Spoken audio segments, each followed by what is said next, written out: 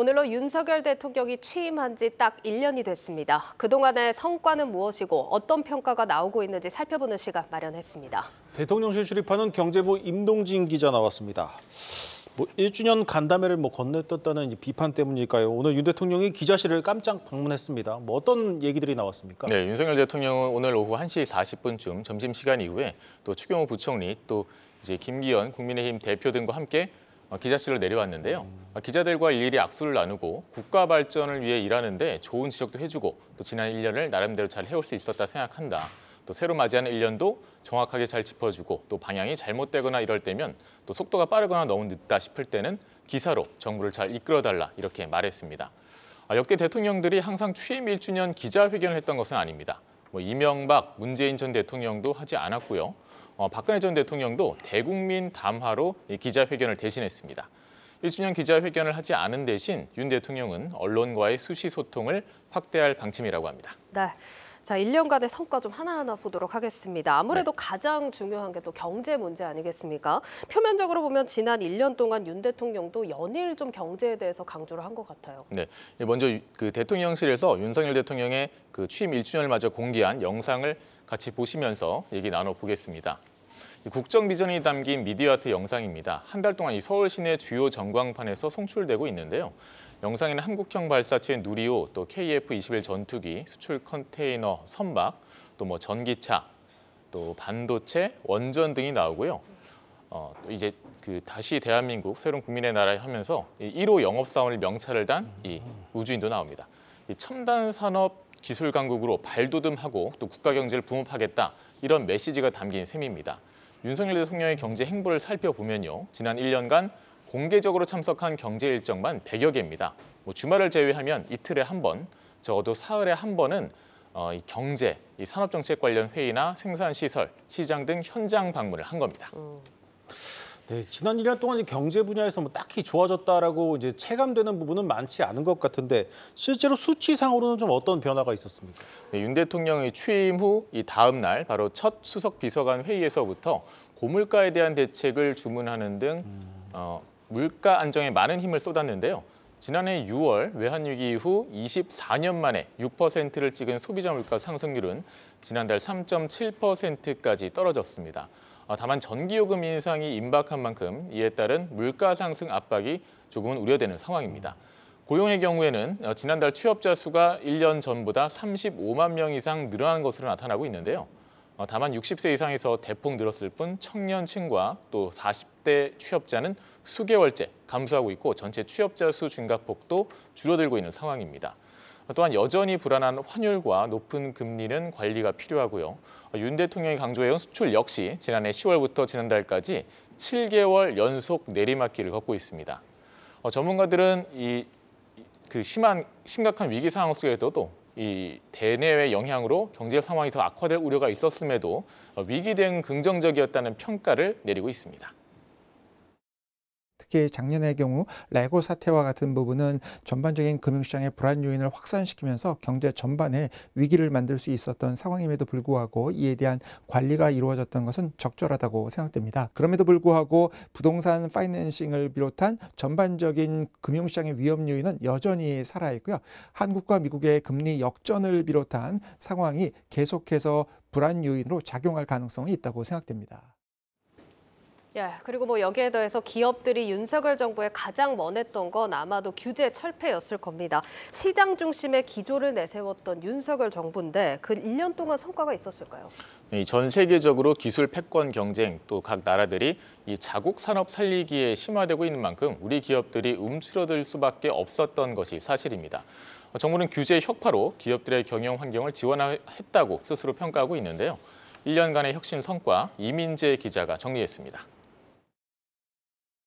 윤석열 정부 1년, 시민들이 실제로 느끼는 경제는 아직까지 춥습니다. 곧 있으면 취업할 시즌인데 조금 더 여러 분야에서 채용 인원도 좀 많이 더 늘렸으면 좋겠고 채용 인원이 많이 줄어드는 게 힘들죠. 없는 사람은 여전히 힘들잖아요. 은행 문턱이라는 게 있는 사람한테는 얕은데 없는 사람한테는 엄청 높아. 세금은 많고. 이렇다 보니 정부는 경제에 온기를 불어넣기 위한 규제 혁신에 초점을 맞추고 있습니다. 각 산업별로 신성장 동력을 찾기 위한 변화가 진행 중입니다. 2차 전지 배터리의 원료를 만든다든지 그러한 것들이 업종도 입주가 될 수 있도록 그렇게 허용을 해서 포스코 산단의 경우에는 약 4조 4천억 상당의 신규 투자가 이루어질 수 있을 것으로 지금 전망하고 있습니다. 광양 LNG 저장 탱크 설치에 9,300억 원을 투입하고 LG화학이 성문산업단지에 3,100억 원 규모의 10분의 차세대 단열재 공장을 착공한 것이 대표적입니다. 삼성전자 평택 캠퍼스 생산공장 확대에 24조 원, 오창 2차 전지 공장 건설에 4조 원이 투자되는 것도 눈에 띕니다. 그래서 약 1,027건 중 경제 효과가 발생하거나 효과 산출이 가능한 한 152건에 대해서 분석을 해보니까 약 70조 원의 경제 효과를 이끌어낼 수 있을 것으로 전망하고 있습니다. 경영계는 경제 위기를 극복하기 위해 법인세 인하, 규제 개선, 노동개혁 등을 추진한 정부에 대해 긍정적인 평가를 내놨습니다. 경총은 투자자와 일자리 창출에 적극 나설 것이란 입장을 내놨습니다. 다만 정치권과 조율은 풀어야 할 숙제입니다. 전문가들은 민생 법안 중에 표류하는 게 많다는 우려가 제기된다는 점에서 여야 정쟁을 넘어서기 위해 윤 정부의 소통과 협치가 중요하다고 입을 모았습니다. 이를 해결하기 위해 정부는 현재 국회에 계류 중인 환경영향평가법, 유통산업발전법 등 80여 개 법안과 관련해 국회와 적극 협력할 계획이라고 밝혔습니다. 한국경제TV 이민재입니다. 지난 1년간 윤석열 대통령 스스로 1호 영업사원이라고 부르기도 했는데 실제로 따져보면 우리 기업들이 해외에 투자한 게 더 많은 것 같기도 합니다. 1호 영업사원의 지난 1년 실적은 어땠습니까? 네, 얼마 전 있었던 윤석열 대통령의 미국 국빈 방문 중에서도 또 넷플릭스를 비롯해 미국의 글로벌 기업들로부터 59억 달러의 투자 약속을 받았습니다. 또 일론 머스크 테슬라 CEO를 만나서 한국에 대한 투자를 당부하기도 했고요. 또 올해 1월에 또 아랍에미리트 순방 때는 300억 달러의 투자 유치가 이뤄졌습니다. 12년 만에 일본 셔틀 외교가 복원되면서 일본으로부터의 투자 확대도 기대되는 부분입니다. 미국, 일본과는 공조 체제를 갖춰가고 있지만 반대로 이 중국과 러시아, 또 북한과는 멀어지고 있는 양상인 만큼 적절한 균형이 필요하다는 목소리도 있습니다. 예. 부동산 시장도 좀 짚어봐야겠죠. 일단 적극적으로 규제를 없앴지만 무너진 시장을 되살리기에는 좀 역부족이었던 것 같습니다. 그래도 각종 규제를 없앴다는 측면에서 좀 좋은 점수를 줄 수 있겠죠. 네, 이번 정부의 부동산 정책 방향은 지난 정부에서 이 과도하게 강화됐던 규제를 완화함으로써 시장을 정상화하겠다는 것에 초점이 맞춰져 있었습니다. 이런 맥락에서 지난 1년을 되돌아본다면 아무래도 긍정적인 부분이 더 많다 이런 평가가 많은데요. 전국 대부분을 규제 지역에서 해제했고 양도세 등 각종 세제, 또 대출 규제도 많이 완화했습니다. 다만 금리 인상 여파에 이 부동산 거래는 실종되고 집값은 급락한 상황입니다. 또 전세 사기, 미분양 문제도 과제입니다. 여러 가지 주택 거래를 저해시켰던 규제들을 상당 부분 완화했다는 점에 큰 의의를 둘 수 있습니다. 향후에 시장 분위기가 바뀌어서 많은 건설 사업, 즉 주택 공급 계획이 현실에 옮겨질 것을 대비해서 그에 필요한 사전적인 절차들을 충분히 진행해 놓을 필요가 있습니다. 네, 윤석열 정부는 출범 당시부터 노동과 교육, 연금 이렇게 3개 분야 개혁에 대해서 강한 의지를 보였습니다. 근데 이렇다 할 성과는 없었던 것 같은데 앞서 이민재 기자 리포트 제목처럼 좀 과감하긴 했는데 정책 조율 능력이 떨어지는 게 아닌가 싶습니다. 이런 또 개혁을 이끌려면 이제 지지율도 중요한데 숙제가 만만치 않습니다. 네, 윤석열 대통령의 임기 중 반드시 완수하겠다고 했던 또 노동연금, 교육이 3대 개혁, 이 국회에서 발봉이 잡혀서 속도를 내지 못하고 있습니다. 3대 개혁 중 그나마 노동 분야는 연초부터 윤 대통령이 강력하게 드라이브를 걸었지만 정책의 핵심이라고 할 수 있는 근로시간제도 개편이 69시간제란 프레임에 갇혀서 답보 상태에 빠졌습니다. 어제 윤 대통령 국무회의를 주재하면서 1년 동안의 소회와 성과, 비전을 간단하게 언급했는데요. 이 자리에서 이 답답한 심경을 밝히기도 했습니다. 무너진 시스템을 회복하고 체감할 만한 성과를 이루기에는 시간이 필요합니다. 거야 입법에 가로막혀 필요한 제도를 정비하기 어려웠던 점도 솔직히 있습니다. 결국 전문가들은 1년간 여소야대 정국 속에서 법안 통과 등 이 정부의 국정 운영 추진에 제동이 걸린 만큼 이 내년 총선의 승리가 필수라고 얘기하고 있습니다. 또한 총선 승리를 위한 선결 과제를 할 수 있는 지지율 반등을 위해 야당과 협치, 또 소통 강화, MZ세대를 위한 정책 확대 등도 이루어져야 한다고 지적합니다. 노동개혁이 됐든 그 교육개혁이 됐든 정말 정부가 추진하기를 원하면 국회 과반부터 우리가 장악을 하자. 그래서 국회 과반을 장악하면 우리는 이런 입법을 추진하겠다라고 하는 아젠다를 보여주면서 그걸 가지고 의원 선거에 총선거에 나가야 된다. 네, 이렇게 사안별로 정리를 해봤는데 윤석열 정부의 지난 1년에 대한 평가를 그러면 어떻게 종합을 해볼 수 있을까요? 일단 국민의힘 측에서는 이 1년에 대해서 비정상의 정상화 이렇게 압축해서 표현을 하고 있고요. 네. 또 기획재정부는 정부 주도에서 민간 중심으로 경제 운용 기조를 전환한 점을 대표적 성과로 내세웠습니다. 상당수 전문가들도 일단 방향키를 돌렸다는 것이 성과다 이런 취지의 진단을 내렸습니다. 이제 1년이 지났으니까 남은 4년간 새로운 방향으로 얼마나 잘 이끌어갈 것이냐에 따라 윤 정부의 최종 평가가 달려있는 셈입니다. 네, 끝으로 이제 윤석열 정부가 2년 차를 맞이하는데 국정 운영에는 좀 변화가 있습니까? 아니면 뭐 현재 방향에서 조금 더 속도를 내는 겁니까? 네, 오늘 이제 윤석열 대통령은 이도훈 대변을 통해서 2년차 국정에 대해서 경제와 민생 위기를 살피는 데 주안점을 두겠다면서 외교 중심도 경제에 두고 복합 위기를 수출로 돌파하겠다고 밝혔습니다. 또 기업가 정신도 지원하고 우리는 또 자원이 적고 시장이 작은 만큼 무역을 통해서만 국민들이 풍요롭게 살 수 있다면서 기업들이 세계에서 마음껏 뛸 수 있도록 노력하겠다고 말했습니다. 특히 강 위에서 배를 타고 가는데 이 배 속도가 너무 느리면 물에 떠 있는지 가는 건지 모른다면서 2년 차에는 속도를 더 내서 국민들이 변화를 체감하게 하겠다고 강조했습니다. 네, 잘 들었습니다. 경제부 임동진 기자였습니다.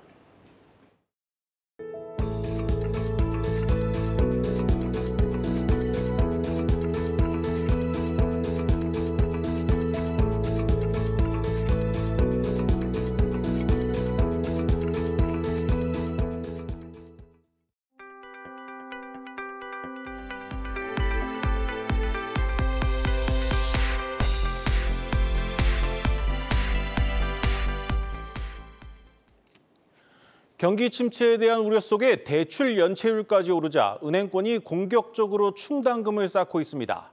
금융당국의 적극적인 주문 속에 은행들의 방파제 쌓기는 연말까지 이어질 전망입니다. 김보미 기자입니다. 부실 여신에서 손실이 날 것에 대비해 미리 쌓아두는 충당금. 4대 금융지주가 매 분기마다 차곡차곡 적립해둔 충당금 총액은 올해 1분기 기준 무려 23조 원에 육박합니다. 연간 순이익을 크게 웃도는 규모입니다. 미국의 JP모건이나 뱅크 오브 아메리카, 웰스파고 등과 비교해도 뒤지지 않는 수준입니다. 미국 투자은행의 총 여신 대비 충당금 적립 비율은 평균 1.49%, 4대 금융지주 역시 1.4에서 1.7% 선입니다. 특히 3개월 이상 연체가 되고 있는 부실 대출 채권 기준으로 보면 대출 잔액의 3, 4배에 가까운 금액이 충당금으로 쌓여 있습니다. 그럼에도 불구하고 4대 금융지주는 올해 말까지 공격적으로 충당금 추가 적립에 나설 전망입니다. 무엇보다 금융당국이 자본 확충을 골자로 한 각종 건전성 강화 방안 도입을 예고하고 있고 은행카드 할 것 없이 대출 연체율이 일제히 오르고 있는 점, 오는 9월 코로나 대출 만기 연장 종료에 따른 후폭풍 등에 대한 대비가 필요하다는 점에 공감하고 있기 때문입니다. 여기에 하반기 부동산 PF 대출의 연쇄 부실 우려가 큰 점도 긴장의 끈을 놓을 수 없게 합니다. 정부가 지금 PF 대출과 관련해서 지원책을 내놓고 있지만은 상당히 미미한 상태입니다. 거기에다가 이제 그 PF 대출의 연체가 계속 늘어나고 있어요. 또 이것도 고금리가 지속된다면 금융권의 PF 대출은 위험성이 점점 높아질 가능성은 높습니다. 4대 금융지주의 경우 부동산 PF 대출에서 부실 채권 비율 자체는 낮은 수준이지만 마냥 손 놓고 있을 수만은 없다는 겁니다. 연초 행동주의 펀드의 배당 확대 요구로 주주 환원에 대한 투자자들의 기대를 한몸에 받았던 금융권. 잠재 리스크 요인들이 하나둘 더해지면서 공격적인 배당보다는 리스크 관리에 주력하는 한 해가 될 것이란 전망이 나옵니다. 한국경제TV 김보미입니다. 반도체 생산 첨단 장비의 대중국 수출을 사실상 금지하는 미국 정부가 중국에서 생산 활동을 하는 한국 기업에 대해선 별도의 장비 반입 기준을 검토하는 것으로 알려졌습니다. 미국 상무부는 한국, 대만 기업의 예측 가능성을 높이고 공급망 교란을 최소화하기 위해 한국 정부 등과 협의를 진행하고 있다고 소식통이 전했습니다. 별도 기준이 만들어지면 현재와 같이 1년 수출 통제 유예를 적용받는 대신 기간 제한 없이 기준 내에서 미국의 반도체 장비를 중국으로 반입해 중국 내 생산 설비를 확충할 수 있게 됩니다. 한 달 넘게 인상이 미뤄진 전기요금이 내일부터 킬로와트 시당 7원가량 오를 전망입니다. 이는 현재 요금보다 약 5% 오르는 것으로 4인 가구 사용량 기준으로 전기요금을 월 2,400원가량 더 내게 될 걸로 예상됩니다. 하지만 이 정도로는 한전의 적자를 메우기에는 턱없이 부족해 전기요금이 정치 논리에 끌려다닌다는 비판이 나오고 있습니다. 배당 소득 증가 등에 힘입어 경상수지가 석 달 만에 흑자 전환했습니다. 한국은행에 따르면 지난 3월 경상수지는 2억 7천만 달러 흑자로 잠정 집계됐습니다. 경상수지 대부분을 구성하는 상품 수지는 반도체와 석유 제품 수출 감소로 적자였지만 배당 소득 등을 중심으로 본원 소득 수지가 흑자를 기록해 전체 경상수지 흑자를 이끌었습니다. 국책연구기관인 한국개발연구원 KDI가 올해 2, 3분기에 반도체 경기가 저점에 이를 것으로 전망했습니다. KDI는 보고서에서 반도체 경기와 관련해 반도체 관련 제품 수요의 주기를 감안하면 올해 2, 3분기쯤 반도체 경기 저점이 근접할 것이라고 밝혔습니다. KDI는 반도체 수출 물량이 10% 줄어들 경우 국내 총생산, GDP는 0.78% 감소하겠지만 고용은 큰 타격을 받지 않을 것으로 분석했습니다.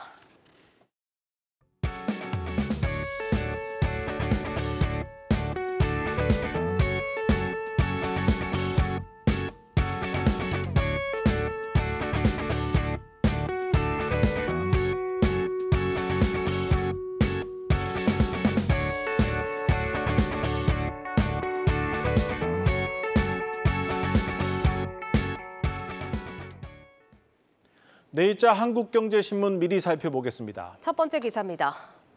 전국 지방자치단체와 교육청들이 경기 침체로 세수가 제때 거치지 않는 세수 펑크에도 잇따라 추가 경정 예산을 증액 편성하고 있다는 내용입니다.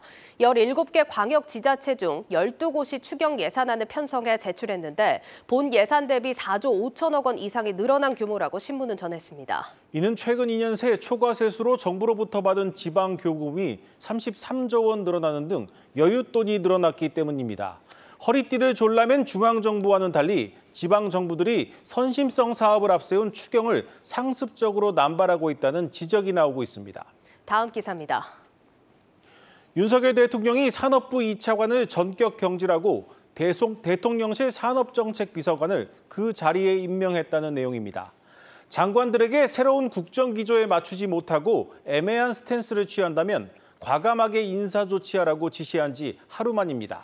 이번 인사를 계기로 관가에 인사 태풍이 부는 게 아니냐는 관측이 나오고 있습니다. 윤 대통령이 분위기 쇄신을 위한 인위적 개각은 없다고 못 박은 상황이어서 장관보다는 실무를 총괄하는 차관을 대거 바꿀 가능성이 크다는 소식까지 전해드립니다. 뉴스플러스 오늘 준비한 순서는 여기까지입니다. 시청해주신 여러분 고맙습니다.